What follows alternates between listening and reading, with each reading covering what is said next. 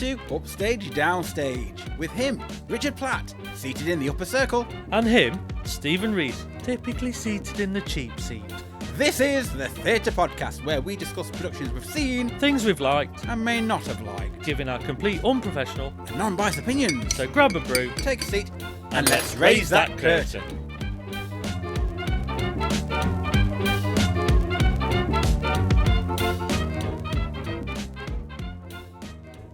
On today's episode, we'll be discussing Heathers the Musical.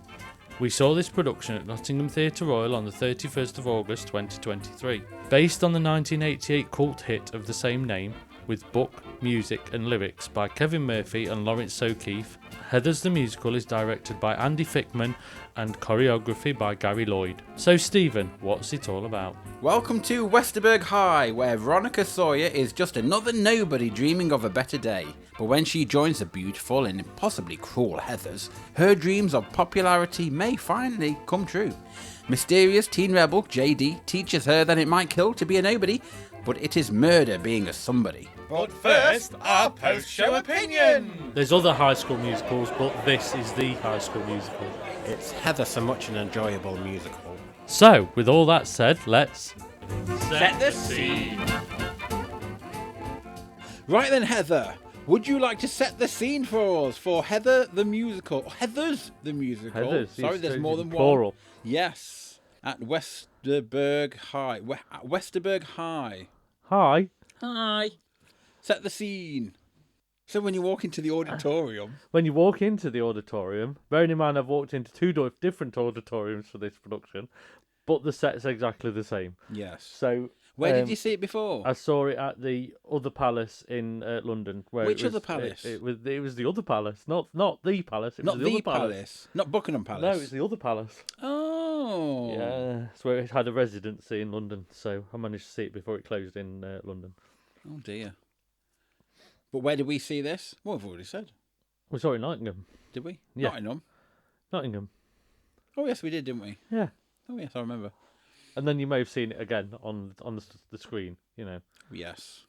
So anyway, the set is basically the almost courtyard of a high school in America. Really, there's not really much more. It's When you say courtyard, you make that sound like it's an external thing. It's inside, isn't it? It's like I suppose it's like it's the auditorium of the.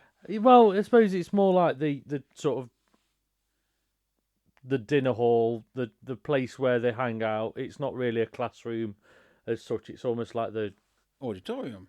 No, it's like the area where they'd all congregate before they go to classes, really, because you don't really see. It's not a classroom as such, is it? It's a loitering room. A loitering area, you know.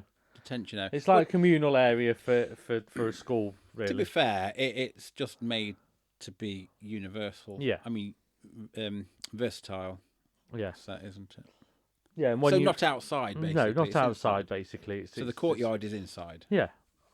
But Oh, they've I'm got glad we cleared that up. They've got steps and sort of- Steps were there? Steps were there. Were they there? Yeah, they were. Oh, better the devil you know. Yeah. Well, I'm better best forgotten. Well, you definitely are. 5, 6, 7, 8. Come on, talk about it. Well, it'd be a tragedy if we didn't carry on talking about this. Oh dear, there's always one for sorrow, isn't there? Right, talk about these Power Rangers and 2 half-naked men. Well, that's not yet. Oh, we're go not on there then. yet. You just can't wait for that bit, can you? I'm eager. So when you actually walked into the auditorium, what you saw was this don't bore the communal area, audience. and there was a Westerburg High logo that would have been seen on the football team, the soccer team, whichever, you know, whatever's happening in the middle of the stage, with just as brick steps down to the floor from the middle of the room, just as part of the communal area, really. So you didn't really know what was going to happen. You didn't really know how the set was going to move around, but it had a walkway across the top of the actual back of the stage, so it just gave some levels to it, and there was windows above that were frosted glass, so you couldn't really see what was happening behind.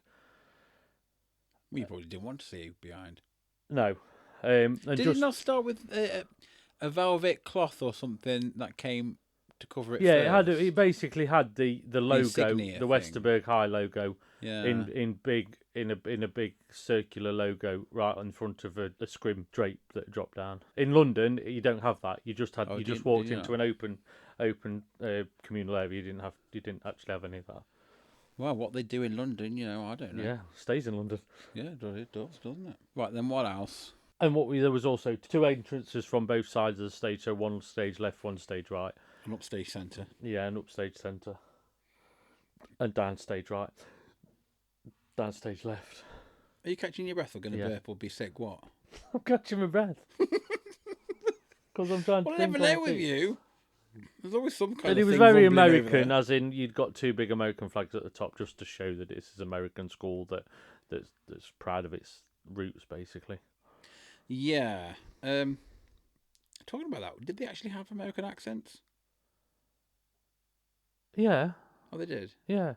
I can't remember now. Thinking back, that It wasn't a thick American accent, as in really strong. It was more of a subtle one. It wasn't as Okay. And to add to the staging situation, we also had things which were like pillars on wheels. Yeah. That turned around. So one was like a candy store. Something ended up. I think that ended up also being the kitchen for one of the Heather's houses as well. Yeah, I suppose what we really pointed out is a lot of the set was revolvable. It moved. Everything was on wheels. There was things like revolvable. Revolvable.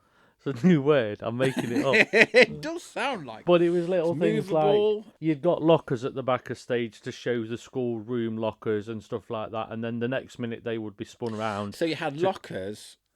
So they were there to show that the school had lockers. It was just to show the American style thing, because a lot of schools in England don't necessarily have. We didn't have lockers at school. I didn't. Did you not? No. Poor thing. We didn't have the full length lockers like that. We got less stuff to put in it. No, because you had to carry it around in a bloody bag and your shoulders hurt. We just had cages. Was that just for you? That's for the teachers. Yeah. Only let them out in lessons. They're safety cages. It was a safe space. So I think we've covered the set pretty much poorly there, to be fair. If you're listening in, you probably don't know what's going on. Yeah, I think this was a production where everything was small set pieces that were brought on to change the space. It was almost, if you'd have took the back walls away, you would have been a black stage production where you'd literally just have the items that would show the different places you'd be in. Yeah, such as you've got the like a farmer's gate. You've got the cabinet Welsh dresser sort of a thing. The window for the bedroom scene that was just a window and a blind and then the bed, and it's enough. Yeah, which was brilliant, to be fair. Yeah, it worked really well because the stage isn't actually, the space they have to perform in isn't actually that big. The floor space of their stage, because it's actually pushed quite close to the audience. The actual back wall of where the actual walkway is actually quite close up to the audience. So it's you can't really have huge pieces of things coming in and out, and it works better without that, I think. Well, it worked for the theatre we were at. Yeah. I'm just thinking, did it ever go to the Leicestershire Curve? Because it'll look a bit lost on their stage. Yeah, I know they did go to Leicester, and they did, and they just black screen it and push it forward. Yeah, because the seats are extremely high up, aren't they? Yes. So they might have just not sold it. Well, they might have done. But anyway, we digress, and there we are. There we are. That's the end of that. Yeah. Now, so what do we do now? I can't remember what we talk about. What do we do after the set? The direction of writing. Yeah. Isn't it? Yeah. That's it. Now we know what we're doing in life, and we know what we're doing in this podcast. You've seen this film before, haven't you, Richard? Yeah. I have. Well, so how would you like to describe what your feelings are in terms of what you saw in the film to how it is now as a musical stage. Yeah, show. I mean the film itself it isn't a musical, so it's actually it's a sort of teen flick. It's one of those sort of films that It was not late everybody 80s, knows wasn't about. It? Was it Yeah, 88, it's 89? yeah, it was late 80s, and it goes into certain detail that they do in the musical version. But what I found that the musical did was pull out some of the characters that were maybe on the periphery in the background that may have been referenced a couple of times, but they weren't actually. You didn't go too far into their lives. You were just focused on the two core characters, really, and everybody around that. And in a way, I feel that the musical grabbed hold of those other characters and made it stronger than the film, because I feel that the film it's quite linear, really, because you didn't really. There was no ghost apparitions coming back from once somebody had been killed. There was Oh, you mean Heather? Once Heather had been killed, or boys. or the boys, you never saw them again. That was it. Oh. So whereas the musical brought them back to add that little bit of humour and add that little bit of questioning by the two that were doing the killing, it helped. It helped. I suppose it's to visually see them. Yeah. Push the narrative and show the conscience of Veronica. Yeah, it was the whole Jiminy Cricket thing. It was the things where there's a good and evil stood behind you talking in your ears. It gave you that impression, whereas the film didn't really do that. It just explored it through the individual characters. Most of the scenes. I suppose also, if you've hired an actress to play Heather and she dies within the first scene or whatever. Then she's going to be twiddling her thumbs backstage. You know. She can't go and film another. She can't go and act in another musical on the same night, can she? No, that's it. Or she's probably sorting out the props or hiring in the costumes for Act 2 or something. You know. When it actually, I think, enhanced those characters and gave them more of a purpose throughout the production, and added some. It added a bit more dimension than the film, because I think the film was almost very murder spree, and that's it. I did try to watch this years ago, and then I couldn't. No. There was just something about it that I just didn't particularly take to. I think it's because also there was a lot of other similar films, like I've seen Bunny Lake. No, not Bunny Lake is missing. House Bunny. And there's another couple. They're very similar, aren't they? Everything, like the Breakfast Club and stuff yeah, like that. it's all that same sort of era and that kind of thing. So it's just one of those where I never really took to it, so I didn't really know the storyline. No. So seeing the musical fresh, I quite liked the fact that they once they had died, they were arisen. Yeah. And I think it added so much more than something that was a film. Because we have seen a few films that gets transferred to stage, like The Shawshank Redemption, also by Bill Kenwright Company, and also Best Marigold Hotel. And it doesn't always work. And neither of them did for me. Did work. But then, sets were good, but then maybe that was because it was a literal translation from film to stage, whereas I think a lot of them were just post-it note. Yeah, things where this felt clearly developed properly. This felt written to the stage. Exactly. To perform it was, wasn't it? It wasn't. They used the storyline and the iconography of the characters and the people that were in it. Iconography. Yeah, is that a new word? But yes, I'm picking them out today, aren't I? You are. I might put on a t-shirt. Periphery and iconography. I'm doing good. Periphery. Yeah. I thought it was road to move around. I just mentioned the periphery earlier. Oh, I didn't notice that one. I slipped it in without thinking. Anyway, like you say, there's some films that don't translate well, but I think because this had the bare bones of a decent storyline, the film itself, and there was plenty of gaps in the film where it was a little bit like, it's a bit flat as a film. I mean, I don't know what it got on IMDb, but I've got a feeling it didn't fare very well in the film stakes. Just because once all the things unravel, it's like, oh, is that it? It doesn't make you want to watch the second half of the film almost. So in terms of the writing then, which we're sort of modelling through here, was there any standout bits which you felt was wrong? If we're talking about the musical, there was standout bits. Well, what else are we going to be talking about? Yeah. I mean, I think I found that a lot of the songs, I know we're not really were written in such a way where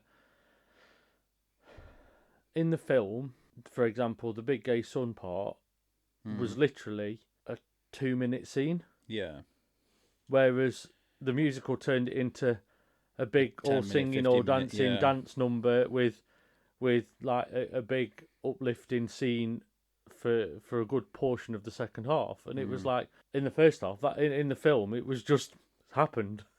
If this musical was made like 20 years ago, do you think that scene would have actually existed? That's a good question, That's why and I don't know if I I know the asked answer it. to that. Maybe because it was in the film, but it just wasn't a big scene. It was So just would it have happened. been a big? It could have. I mean, I think it depends how far. I mean, to be honest, Because it did. the 80s was quite radical, so it would. But also, could it have was been more. done. It was stigmatized as well. Yeah. Around that time as well. And the thing is, in the theatre world, there's more likely to have took that risk, whereas in real world, you may not have done. But on theatre stage, you've got more chance to get away with something that tips the balance, because that's the whole point of theatre. It should tip the balance, So I think it was a nice scene. It just seemed extremely like when you do find that, like, especially in this case where two heterosexual guys turn out to be homosexuals and their fathers in that sort of a time, they end up being camped out to the max. They can't just be just gay. They have to then start mincing and flouncing around just to prove it. I mean, I suppose the whole point of that scene is not necessarily that the two guys that die are gay, because they've not actually confirmed that. They've actually been. That was been just a written rumour. the suicide note which Veronica wrote said they were. Yeah. And it actually wasn't the two that actually died that actually knew that. So it's the product of a lie, basically. Yeah. But in doing that, the coming out of the two dads comes from that moment. So it's a difficult one, because a lot of these things are done based on untruths within the production because of Veronica faking handwriting for everybody in the room. So it's quite an interesting take on it, isn't it? It was a good scene, but for me, that particular scene, whilst I don't know, I can't remember now if I was expecting it or not, but it just seemed a little too obvious in terms of pushing it. Okay, so now I'm gay, I'm going to start flouncing and wearing like, was he wearing a thong or was he wearing rainbow armband? No, they just had rainbow ties. Yeah, but did they actually have them as a symbol? I'm not quite sure. I suppose we're not really just set the time of this production. It doesn't really, I suppose. No, probably not. Maybe are we looking at it too deep, because maybe they did this as a piece to actually lift the production, because after the interval and the fact that people start dying, they needed to put something in that was a bit Showbiz, more jolly and a bit more showbiz to break through that, so that when there was a further down the scenes, there was it got a bit of humour before, And it just part felt of that as well, because obviously when the two dads and they did share a kiss, like the audience went mad, like in a good way, jolly way and stuff like that. And sometimes it just, when things like that happen, for me, I just feel like, is it like pushing something? Do you kind of understand what I mean? Yeah, no, I get that. Yeah, I do. I get delivering my message. I do. I get it. I just like it's been forced. Yeah, I just can see like why forcing they did a message because, for everyone to accept it now. Yeah, I know. I just think that with a musical like this, if you want it to have a shocking few moments, you can't have all of it being deep and depressing. So they've got to find some light in the middle of it, And maybe they didn't necessarily think that deeply. They just wanted to have a bit of a shock factor that through the lie, actually there was a coming out of two guys that had secretly been seeing each other fishing on fishing trips, And I think it was, it was acknowledging what happens, in America, because there's, I suppose, in a way, the American way of life sometimes is all or nothing. It's like, it's kind of a different dynamic to, say, the UK. So when somebody like that comes out, they probably go more hyper than they would. I would just like to see a show where if someone does come out, they don't change. It's just them as they are, rather than then, oh, I'm finally free to Yeah, no, I know what you mean. change my voice, go Yeah. up an octave, or just I know. mince I know. around, or just be, it's like, oh, but if you don't normally do that, why are you doing it now? It's just my bugbear. But Yeah. I did quite like this, the show, and I did like that scene. Yeah. I'm not saying that I didn't like it. It's just, I think the other scene for me is where they made more of the character that the school teacher, well that as well, but the one that was being picked on. yeah. Martha Dunstall, or what's her name? I think that's her. Yeah, well, actually, for the musical number, there were some great musical numbers in this, but the one that I really liked was the Martha one. Yeah, Martha. When for me, she was about to jump, she had a really great singing voice. Yeah, and I think it was key to Martha's. It was key, yeah. Martha's character was quite interesting because even though she didn't always say a lot, her reaction and action on stage, she was always there, and you could tell she was affected by the things that were being done to her until she had her moment before, like when she was gonna, well, she did jump, but she was taken to sort of the end really, But she didn't. She went into a wheelchair, didn't she? She didn't actually. She tried to do it, but she didn't actually end up dying. But that was basically because there's a lot of this production is based on school antics of bullying and basically being the top dog, being the class clown, but also being the one that controls everything. And it's a turf war of the Heathers, for example, and stuff like that. So quite right, Heather. Yes, Heather. Right, Heather Platt. Yes. Would you like to talk about the direction now? Yeah. Yeah. Yeah. Okay. I think it was directed well because they did it in small space and everybody had to be involved. There was not really one character that. But what I mean is, I think they did it well because I was directing in a small space. No, they were directed it in a small space where all the cast had to do all the set changes, all the movement, all the things that were happening on stage. There was no cast waiting for a crew member to come on and move stuff. It was all done by the performers, and I think that helped with this production because it felt like the school was moving around within you, like within on the space, and the cast casually just moved set, walked off, and then the next scenes would happen. Yeah. And they all committed, and everybody knew their place when they were doing dance numbers or movements, and everybody knew where they needed to be. Yeah, it was very slick. Yeah, very slick indeed. And I also thought it was really clever how when the Heathers actually appeared, you didn't see them at the start. No, you got no introduction to them.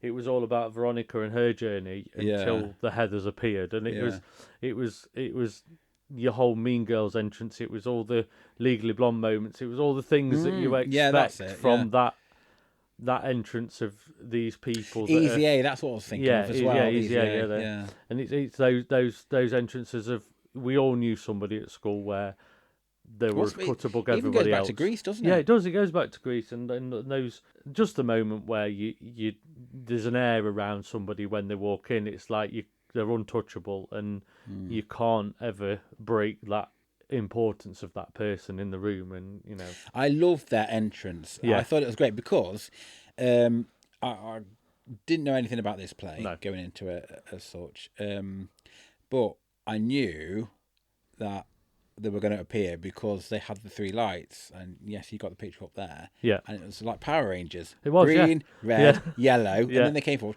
I'm thinking, do you know what they need now is a blue one. Yeah, and then it suddenly clicked. Oh, Veronica. She's going to be the blue one, isn't she? And then later on, she did turn into the blue one. Yeah. And that made my day, that did. And I think that was key with all the way through the costume-wise. I know we're not really talking about props and costumes yet, but that helped them identify themselves as being the three that you watched and saw. And well, it's a striking image, isn't it? It really sort of is. Iconic. Yeah. And also, I mean, it's like Kurt's character, he was... No, it's not Kurt, sorry. JD's character. Yeah. JD Are we talking was about direction or character? yeah. Well, I'm just talking about directing the characters really. It was directed in such a way that JD, you always felt he was sinister in the background. He was the shadow. He was the he shadow, there, wasn't he? But you at first you couldn't really work him out, and it was only till he delivered some of the songs he had. But he was just there in the room, and you could notice him, but you didn't really know what.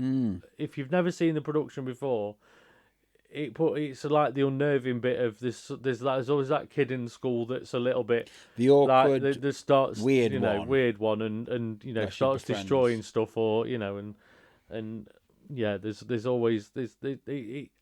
I think that was the thing for me. It was directed in such a way that you could see any school you've been to, you could see all those characters that you've sat in that classroom and seen. Everybody in that room, really. You've got the highly intelligent ones. You've got the ones that are, because Veronica for me shows that she can be manipulated, but she was one of the high achievers, really, and But she's adaptable because I think she had to be. What did you just say? Manipulative. Yeah. Yeah. I think she ebbed and flowed with whoever was around it just to survive. I think she's survival mode. Yeah, even though she was highly intelligent, to fit in, she just had to change. Adapt. There was quite a lot of movement in this as well. Yeah, there was. Did they do things with? They did things with books and in the diary, didn't they? And, was there any puppets in this one? There wasn't any puppetry, was it? No. Yeah, there was a lot of high energy, and the direction was just. I'm just waffling now. So have we finished talking about the direction? Yeah, we think it's a brilliantly directed and written show, really. Yeah. I quite like the writing of this one. Nothing stuck out. Sometimes I've said they should edit a play, or I don't know why that was in, or what was that in. Yeah, I know what you mean. I sat through this, and whilst it was new to me, I wasn't thinking, oh, why that was ajar. Yeah. On reflection why now, that, why that. And it all was a nicely knitted together script. Yeah. And that was very enjoyable. I think I agree that of keeping the dead people in, because it did add that comedy element. It did. Stuff. It really did. It needed that, because to be something that's watchable and fast paced and highly sort of colourful and bright, and even though there's quite a dark meaning to the production itself, you need that. You need that, the balance, don't you? You need the balance, but you also almost need that narration behind the scenes of, even if it was a look or a reaction or somebody pulling a face of these three ghosts when they're there. You needed that to break that moment sometimes, and I think that helped. It was quite Panto-esque as well when they made their appearances as dead ghosts as well. Yeah, because they were becoming the true self in a way. When they actually became ghosts, they stripped away there was actually a change in the character, and I think that was well done, where there was no airs and graces, they were just themselves. It was like they'd matured very quickly, and it was, Moving on to our next segment, as we say, we're here for the drama. So, Heather. Yes, Heather Platt. Yes, Heather Lee Rees. What? Heather Lee Rees. I was going to say that's always a bit of a mouthful, isn't it? But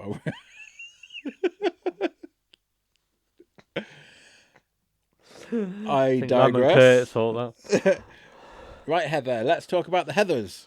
The actual actors and the characters, or the actors. Yeah, playing the characters. Verity Thompson. I mean, as Heather Chandler. Oh, she was cracking. She was just brilliant, stunningly beautiful. She played the wickedness, and she just had it down, didn't she? Yeah, it was just done. She had that sass. Yeah, you were focused on her and her eyes and her presence on stage, and I think that's so important in that role, because it's got to be all eyes on you, and you've got to almost be a Barbie doll. You're above everything. You've got to have that air about you that she definitely had. She really did. She really did put it in the right way. Excuse me. Well, pushed about in the right way. You're making it worse. How about you put it And I about think in the for right me, way? Heather Duke and Heather Dumstock. Dumpstock? Yeah, Dunstock. Dunstock. Yeah, Dunstock. Oh no, No, that's Martha. that's Martha What am I on about? Dunstock. Oh, not going to say that again. McNamara. It's Heather McNamara. It's because it would look like an M, not H. You look like an M, not an H. Well, no. Heather McNamara and Heather Duke. Yes. They were perfectly cast. And who played them? That was Billy Bowman and Elise Zavu. And which one played which?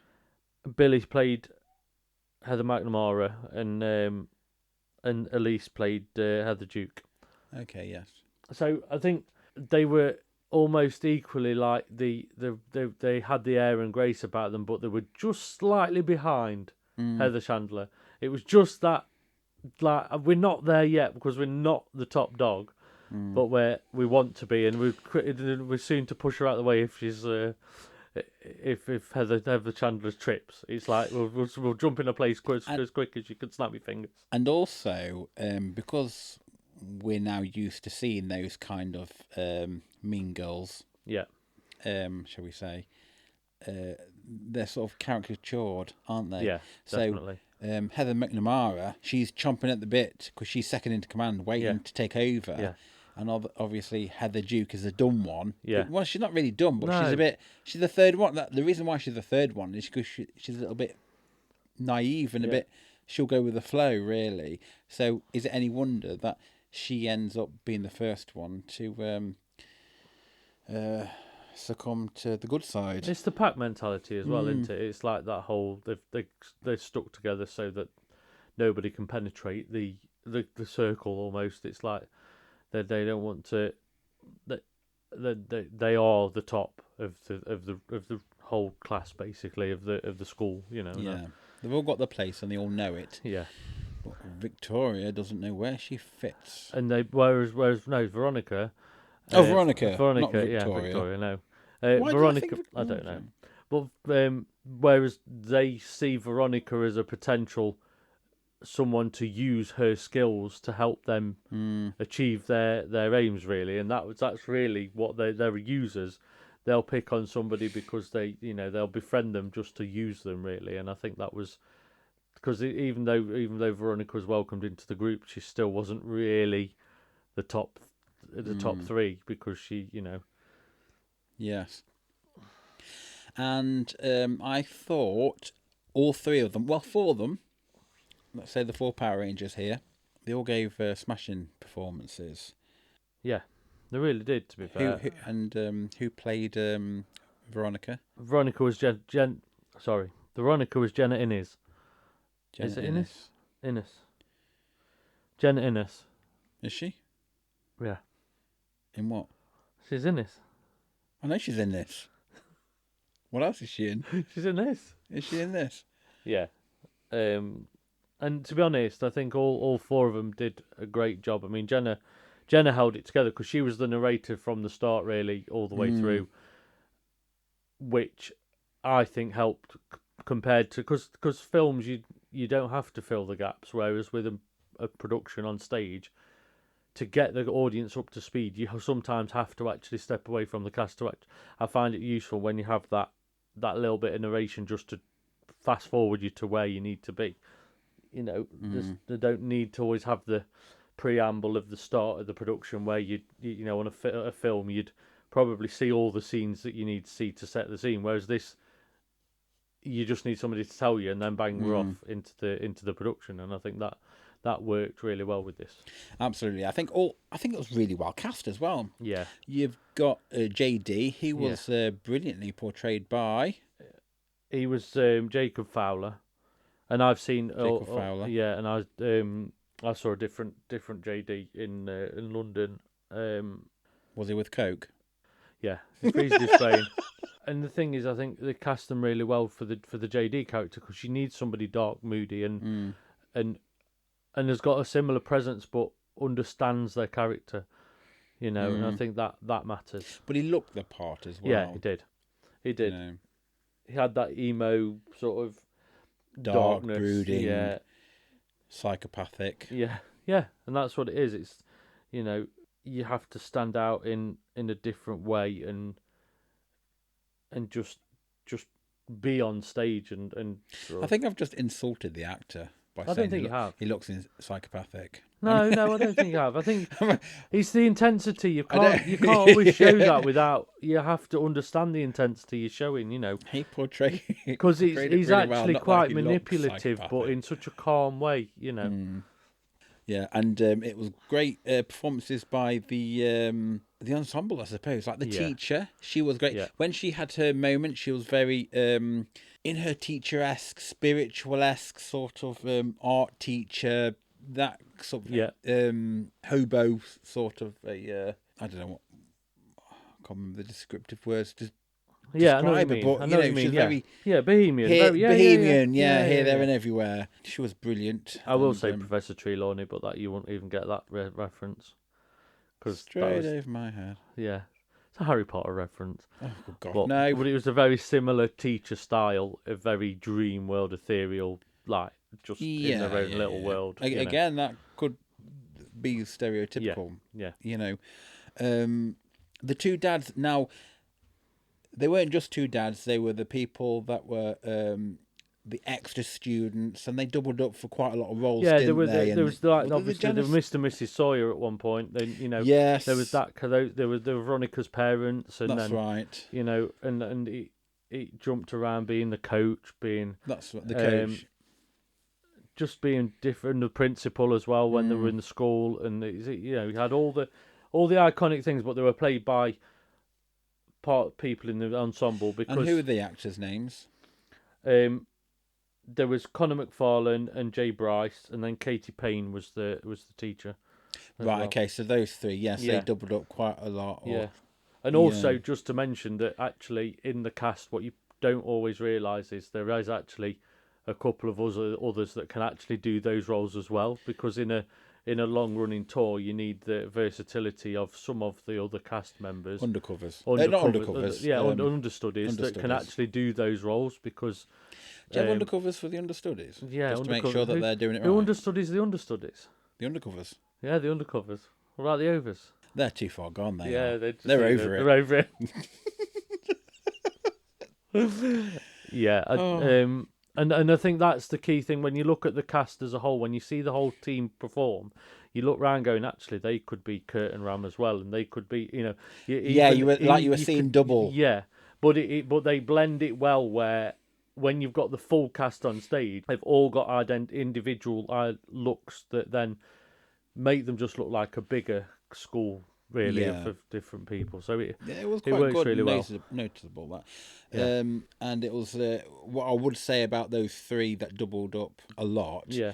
Is the fact that each character that they portrayed was completely different. Yeah, it was. How they walked, how they moved, how they spoke as well. Yeah. So and it that was like obviously excellent. different as well. Yeah. Well, I mean, again, yes, they had to be, but Yeah. it was noticeably different. Yeah, definitely. There was another character. Oh yes, of course, Martha, Yeah. the downtrodden one. Yeah. I've already pinpointed her brilliant singing ability, but she had a subtle stage presence with all this going on. Yeah. You knew she was there. Yeah. You knew she was picked on, like you And said. you knew she was cowering away and hiding, but she never hid on the stage. You could still see her. You knew she was. Yeah, and she just has this just pretty face. Yeah. And why And should- innocence as well, and But also, it's like, why would... It's strange in a way, because she was cast for singing voice and for her acting ability, but yet she's been picked on. And I don't get why, because she's a really... Who's the actress? Because she's quite pretty. Martha, Kingsley Morton. Kingsley Morton. Yeah, she was just wonderful. Yeah, she was. And I wouldn't ever think that, looking at her. No, not at all. Well, why would anybody want to pick on her? But Unless she it was portrayed just it well. I think the thing is though, even if you are a diamond in the rough, people will still pick on somebody, and if you show any hint of letting that in, people capitalise on it. But I wondered, with the makeup or anything, would they have made it look odd or look ugly, or do you know what I mean?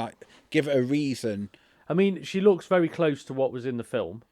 Oh, does she? Yeah, so she wasn't an ugly like kid in the school really. So it wasn't but she was definitely different to a lot of others, you know. So so maybe they did more to just because even wearing glasses at school was bad enough.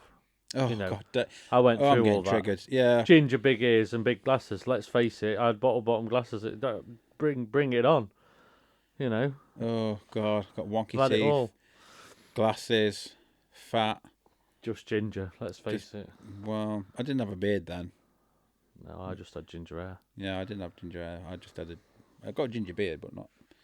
But I got I freckles. could drink a ginger beer at the moment. Have you got it? Oh, ginger ale. I actually have bought that. Oh, Jameson's whiskey Yeah. with lime and ginger. Now ale we're or talking. Ginger beer. Went down a treat. Yeah. Anyway, enough of JD. Oh, Coke. Yeah. Anyway, right. Okay, we've done the actors. Brilliant. We haven't. Who are we missing? How can you miss Ram and Kurt? Oh my God, Stephen, what is wrong with you? I'm joking. I'm saving the very best till last. How can you miss Morgan Jackson and Alex Oh, Woodward? I miss them very much. I miss them a lot too. Oh, well, okay, so this was a great surprise to me because I had no idea. I mean, you did. Already seen it. I couldn't tell Stephen what was going to happen Richard because was celebrating. I was his just going to jaws see were on the two floor. more very handsome gentlemen wearing just a pair of pants on stage for half Tight-fitting of the pants. production. They were. I mean, can you actually get pants like that?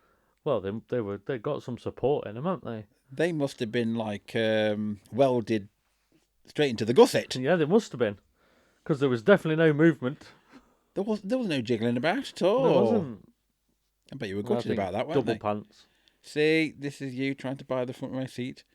I told you, and we did do it. Anyway, look, we're becoming perverted. There was enough distance between us and the stage this time. We didn't manage to get front row. Well, what were we going to fill it with? No, we couldn't climb onto stage. We were too far away, weren't we? You'll end up getting restrained. That's right. Come on then. That's what you said.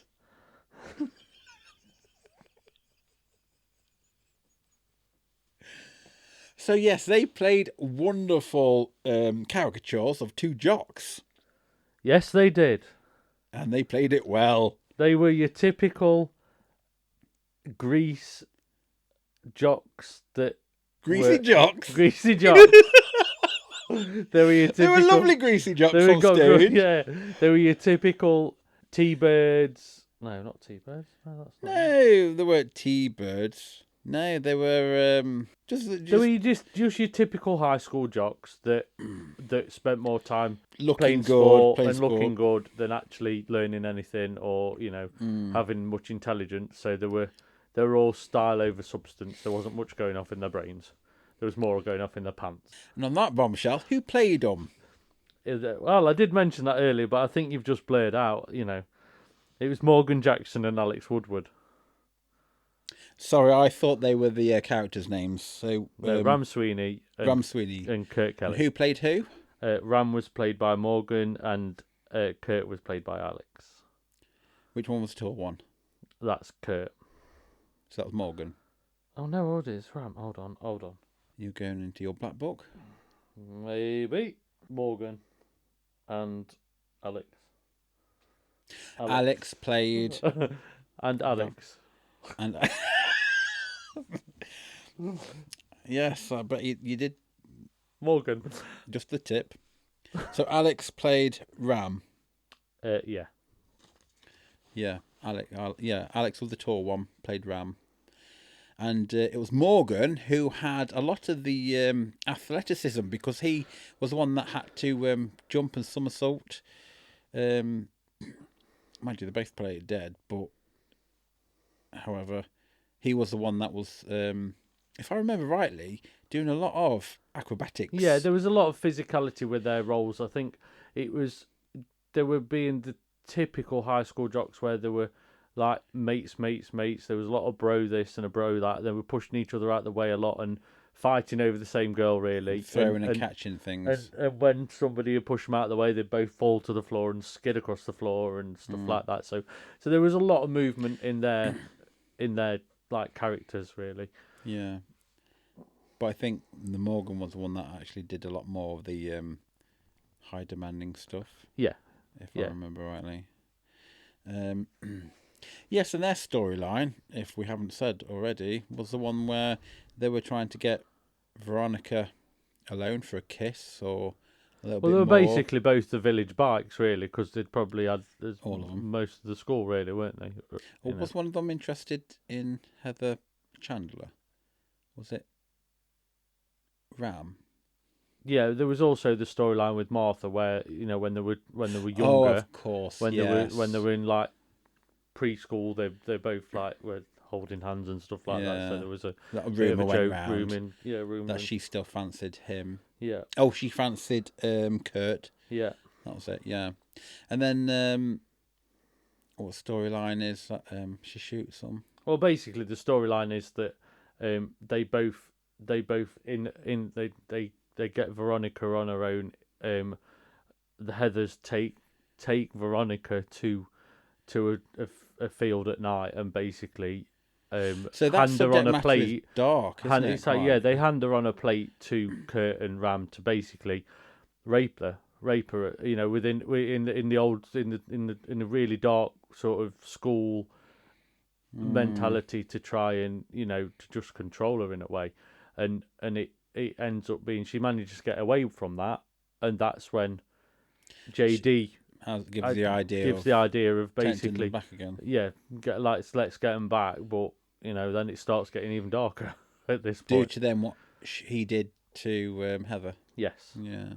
Because Veronica wanted to have them in their pants. That's how they died, in their pants. Yeah, so they basically got lured back to the same area, and Veronica made it clear that she wanted to spend time with them, and they started stripping in front of her, and that's when they both lost their lives, and they unfortunately were in the pants for the whole rest of the production. How your heart sank. Oh, it's to the thing. I just thought, where's the rest of their costume? I don't think you thought that at all. It's like, why did they have costumes at all? No, I think I wished I'd worked in the costume department at that point. Richard, I don't know what to do with you. I really don't. I mean, you just wanted to be the fluffer. We're not putting that in. Oh, my giddy aunt. Oh, God. Those 40-plus subscribers are going to be like unsubscribing. It's like, what the hell are we listening to here? Look, anyway, you'd take the wife fronts home and wash them, wouldn't you? Let's face it. One speechless. But he's going to get the parcel. Oh my God. What's that? You doing? You're being very bold here. Are you on your phone? Are you on your phone again? You're calling Ariel, aren't you? Oh, I'm going to ignore that comment. Okay. Just get some flash out. Right. Let's get it. Look, I don't now even know our minds have wandered. It's you. Right, okay, so they had brilliant parts. They did. They played their parts really well. Anyway, so yes, going back to Heather Chandler, she died. Obviously, this is in the script that she dies in her bedroom in her pajamas. So she spends the rest of the play in her pajamas as well, just to clear that up. Yeah. But anyway, and just to add to that, these sort of murders happen in the film, so it's the same structure of it's just the dramatic changes they stay on stage as part of the production.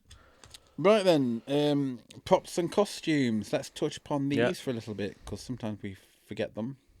Their costumes do seem to be in the 80s. I suppose in a way, even if it was current day, mind you, did they have mobile phones? That would be a big giveaway, but they didn't have mobile phones. No, however, it probably and in a way, I'm glad they don't, because in some ways it spoils a lot. It can spoil it, because you go too deep when it actually needs that taken away. But I mean, you can't really tell these days about period pieces with costumes, especially if it's something from the 80s, because people wear all sorts of riff-raff these days. Yeah, and then they think it's good. Mind you, like yeah, and it was clearly a school the where 80s glasses are coming back, aren't they? Yeah, it was They were also clearly a hideous school then. that it was clearly a high school that didn't have a uniform as such, as in there was no standard uniform for everybody to wear. It was almost what they decided to wear. Yeah, and the Heathers, they wore their uniform, colour-coded uniform. Yeah, exactly. Exactly. Which also you saw Veronica end up having a same style of uniform as well. One bit on the costume which was quite good was when Heather Chandler died, and when Heather McNamara became the top dog. Yes. She had basically she had a quick reveal. My goodness, I forgot about that. She had the same costume. She had Heather Chandler's iconic red costume underneath her green one, and they just ripped it away, and you saw her change on stage, and instantly. it was done really well because it came out of nowhere, and that's the key thing for. Was that a key thing? The key thing. Another key thing. But yeah, props wise, I mean everything was recognisable as American high school style things, and I feel that the bedroom scenes and the props used in the prop scene. The bedroom scene felt instantly like either JD's bedroom or Veronica's bedroom. Sorry. It was JD when JD went into the bedroom. That felt It was JD's, wasn't it? flat. Yeah, it was JD's bedroom. His. It was right the first time. So he was JD's bedroom where it was literally a mattress on the floor and skanky, and then you had Heather Chandler's bedroom, which was plush and high, nice plush and pink, and you know, on all the things you probably wouldn't have expected because you were thinking she's quite hard faced, and actually she's got a pink girly bedroom, and a bit like yours. Yeah, mine. Yeah, I think it helped that those scenes looked how they needed to as well for the even play, like for the the whole statement. I mean even like the front of the garden scene in the house. It was really unexpected for the parents at Veronica's parents' house, and it was just very simple set. Oh, when they were playing croquet. Yeah. It's it was all done in the same space, and it all felt iconic. You knew where you were going around the stage because of the things that they were changing around them. And like the funeral, the funeral, it was still the same space, and they just pulled some gates in to make it look like it was the funeral parlour. Did they have an open coffin? No, did they have coffins? No, they had a big long tables with and covered it with pictures on it. Yes. But they had the canteen chairs, didn't they? And they turned them round for, or was it not chairs? No, it was bar. It was the bleachers. Yeah, it was like the bleachers. Yeah, as in like the long benches. The benches. That's it. Bleachers. Yeah, or did that's you what you called the bleachers at the back of in high school. I just call them benches. Yeah, I know. Do you? Yeah. How do you know? I do. How do you know that I know what do you I know? Do you know? You don't know note. Right then. Oh, you just touched your mug. Is that coffee time? It will be. After Shall we finish this? Yeah. Have we finished it? We've done this bit. Yeah. Moving on to our next segment, as we say, What the tech is this? Technical things now, Richard. This is your domain. Dominion. Well, that was brilliant. Yeah, it was brilliant. I mean, to be fair, it was actually quite simply lit in the old. It was good lighting. It was good lighting, and there was a lot of use of even the frosted glass. They had different coloured lights behind them, so for different scenes, they'd just change the mood of the entire room by having different colours or different this or different that. Did you notice? Did they have colour coordinated to the heather, each heathers? Yes. Was that a thing? Yeah, that was always a thing. And when they stood on stage in certain areas, they had their colour to enhance their costume because it made them more iconic because they almost glowed on stage in a way. They were like, there was definitely a presence all the time. And little things like, we talk about set as well, and I suppose we didn't really talk about Martha when she was on the bridge. Yeah. They simply lifted the back drapes out and put a completely clear drape in instead, and just lit it blue to make it feel like she was on a bridge above the audience. And it was very I simple. forgot that. With the way she sat dangling her legs off the actual walkway, and it didn't. It was very simply done, but actually it looked just like it needed to for that scene. So there was there was a lot of shadow lighting as well. Yeah, exactly. Not in terms of just the coloured lighting, but for the darker scenes, they played with some of the shadows. Yeah, but and they didn't use. There's no projections in this. No. There was no. It was all done with natural shadows thrown by the cast But also things, when they was in JD's apartment, and there was either getting it on or just asleep. Yeah, they had the light shining through the bedroom windows, and it was just enough to feel like it was real, even though you'd literally gotten everything open on stage, and you just got that's it. So, yeah, I don't know what to think now. Well, think of the music as well, because it's not just about. I mean, we've not even touched on the songs, have we? No, but we can do, because this is. Yeah. We'll put it here. I mean, I'm obsessed with the soundtrack now, and are you?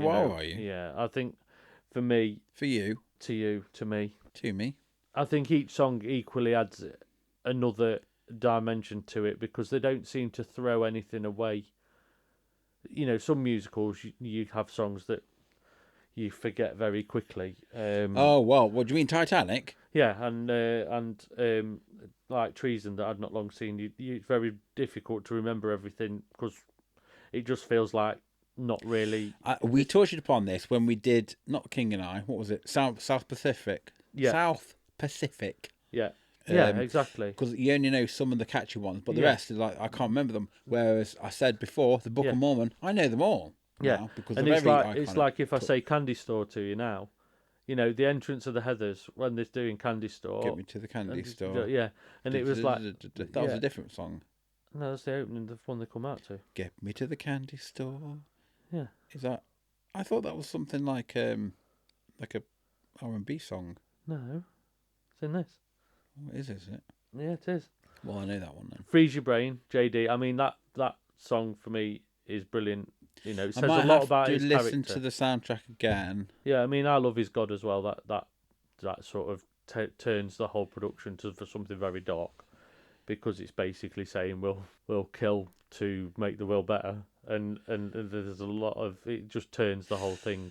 Yeah, I suppose it's like the Blood Brothers.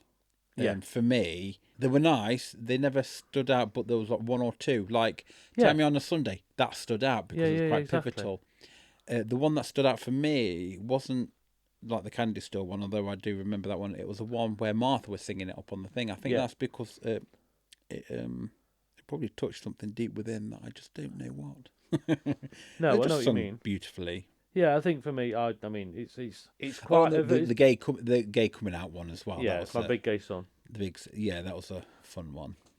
And I think for me, a lot for me. Self. I think it's interesting because the music style's quite, I'd say emo, quite Paramore, quite. It's written in it's a certain period of time. No, as in the actual Paramore's a band. Is it? Yeah. It's also playful with the words, when each song feels like, even though this production's quite dark, some of the songs are quite happy and jolly, and you're thinking actually someone's going to get murdered now, and it's there's quite a few misdirects in some of the songs where, and a little bit like with Book of Mormon, it's a similar style in the sense of you're singing something and thinking actually we're singing something quite dark here, but it's quite happy and jolly, and it's it's that misdirection that makes you go, oh hello, we're going somewhere different here. This is not gonna, like Martha's song. She's being quite nice, and you think, oh, she might not jump, and then she jumps, and it's like it's that. And 17 at the end, which just almost brings everything back together and almost reflects on the fact that they just want to be 17. They don't want to be adults. They want to actually enjoy their coming of age years, rather than getting dark and depressing and and letting the outside influences affect them. And I think that says a lot. It was a lovely score. Yeah, beautifully played. Yeah, as well. Fits perfectly with the whole time period and everything. It's not, you know, Yes. nothing's different, you know. And like you said about Titanic, this one's Oh, God. completely different in the fact that there's a storyline, there's a focus, There was. there's something. It was a lovely you know, script, lovely music. Yeah, you can easily watch it more than once. It's one of those productions that you can take something else from it once you watch it. It's not very sinkable, this, is it? No, it's not done. sinkable. This one's It quite. survived. This one's bobbing around in the water This while is more than others bobbing aren't. about. Yeah. This actually gets to the destination. It does this Of a good viewing experience. Yeah, I'm it does, telling you that exactly. It now. makes you want to go back the other way as well. It's certainly not a Red Ellen. Oh, Oh, no. we mustn't dwell on the past. No, no, not now. Not now. When do we have some breaks? This is like, I feel like this is the third season. This I is know. like the third season of Upstage, Downstage. The return. The return. And now it's time for our Rewind Rewatch. Rewind, rewatch. Heather Platt, what are you going to watch again? I'd watch it all, but two of my favourite scenes are. I mean, there's Freeze Your Brain, and there's also There is. I Love His God. They're the two There is. scenes for me that I Love His God. Which one's that? It's the one when Kurt and Ram get killed. Oh. Was it a funny one? Game changer. Was it a funny one?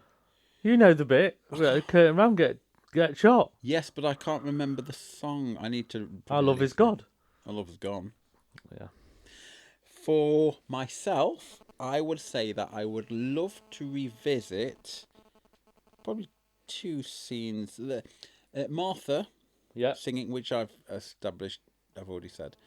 I thought she had a beautiful singing voice. Yeah. You know, she's just wonderful. I love her.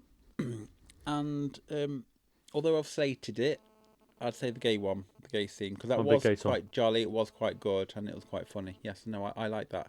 But obviously, I said my bit. So there we are. Moving on to our final segment as we say, Call this a show?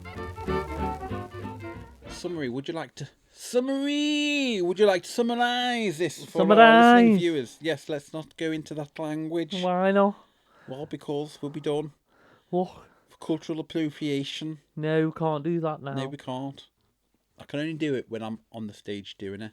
Oh, all right, you thespian. Yes, but that's for my show, not yours. Selfish. Anyway, snap out of it. Ugh. Why do we do Cher? Have you listened to Cher's new Christmas song? Of course. I've got it on vinyl, you know. I've had it vinyl. I love her old ones, her old songs that she does, that she's copied. Well, not the old ones. It takes me back to the Geffin years. Is this going on the Run Road podcast? Probably, actually. Podcast extra. But the tunes she does, like Angels in the Snow, or the ones that are a bit like Believified, do you know what I mean? Jangly voice when she does that. It's like, stop doing that, Cher, stop I mean, it. vocoder. Yeah, you've done that. Don't milk it. You've got a great voice. You don't need to be messing your voice up with songs like that. Stick to what you know.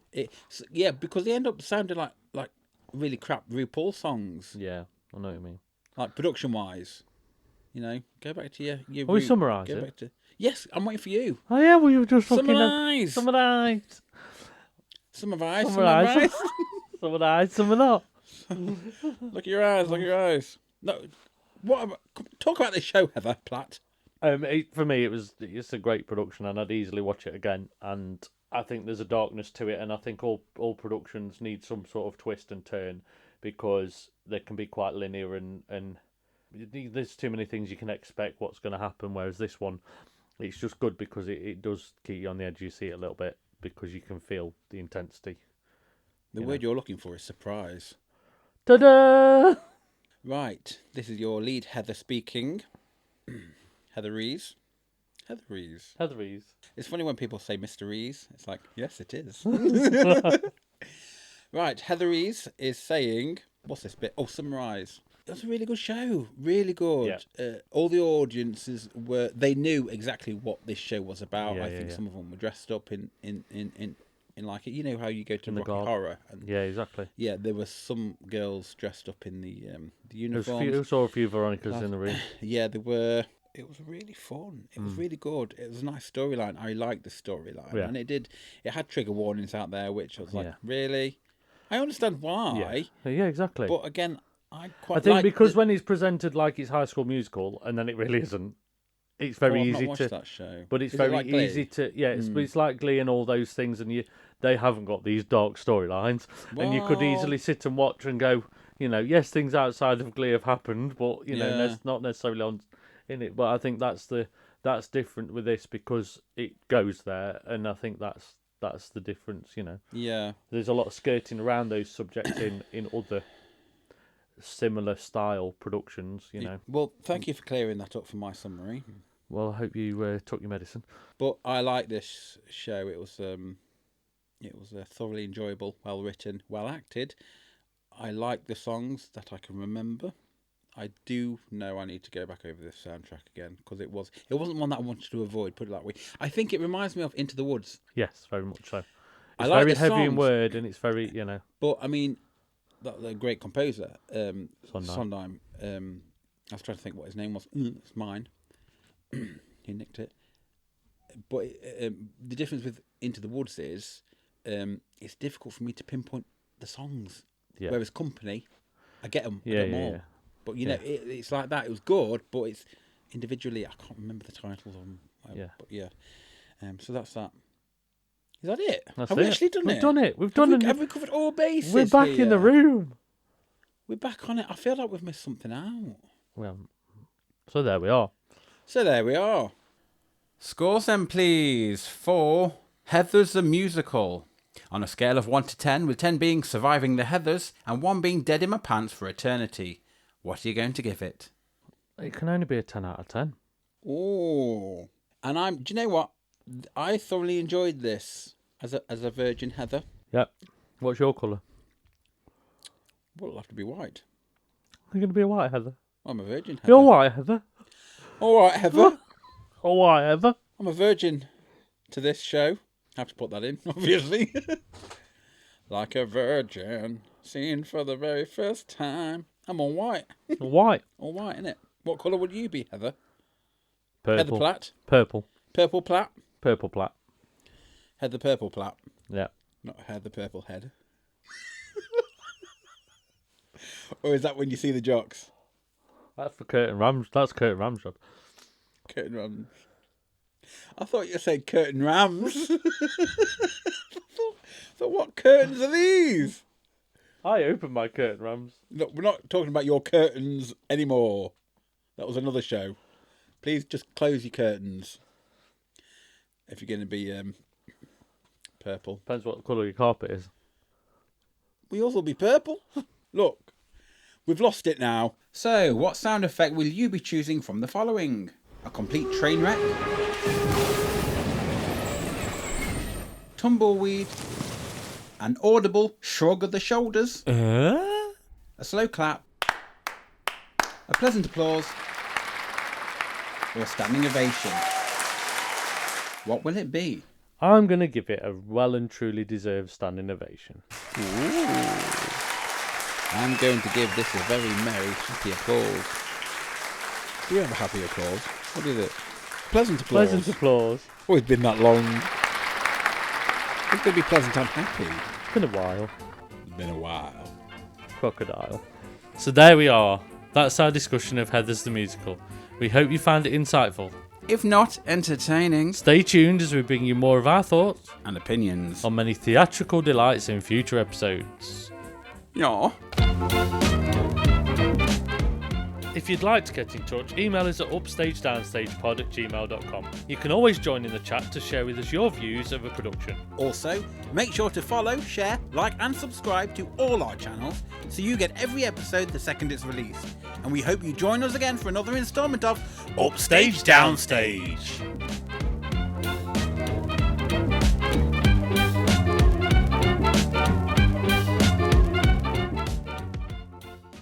I mean, was it good or not? Oh, it was.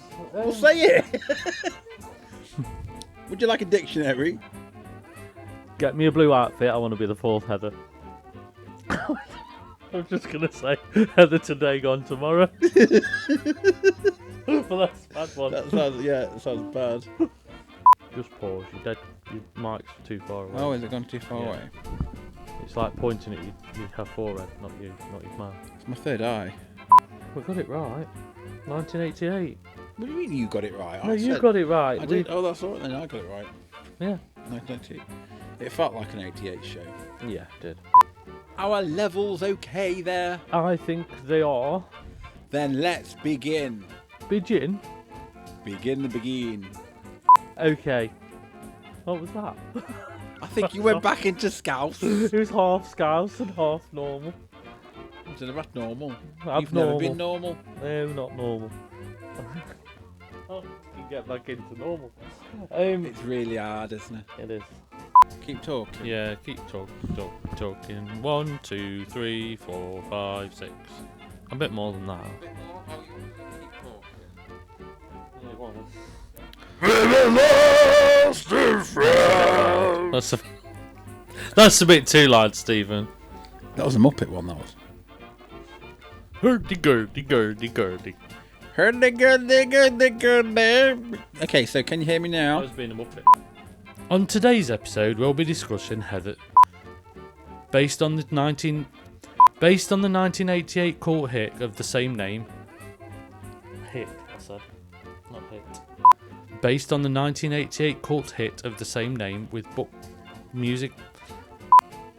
Heather's the Musical is directed by So Stephen, what's it all about? Well, I don't know, I can't find my page. Welcome to Westerberg High. And her dreams of popularity may become true. What have you written here? And her dreams. I should just get rid of her dreams. But when she joins the beautiful and... You tell me that it's bloody waffle gabbed. What's all this about? But it might kill to be a nobody. But is it murder? But it's murder to be being somebody. You can't even say that without bloody No, going all makes over the sense. houses. In what realm? But she joins the beautiful and impossibly cruel Heathers. But when she joins the beautiful and impossibly cruel Heathers, comma, her dreams of popularity may finally come true. Yes, get some grammar in here. Mysterious teen rebel JD teaches her that it might kill to be a nobody, but it's his murder being somebody. Right, okay. Yeah. All it needed was a bit of grammar. It might kill to be a nobody, but it is murder being a somebody. I've trifled that one. Mysterious teen rebel JD. I want to say DJ. No. Mysterious teen. What are you looking at your phone for? Find something, boss. Just read. Shh.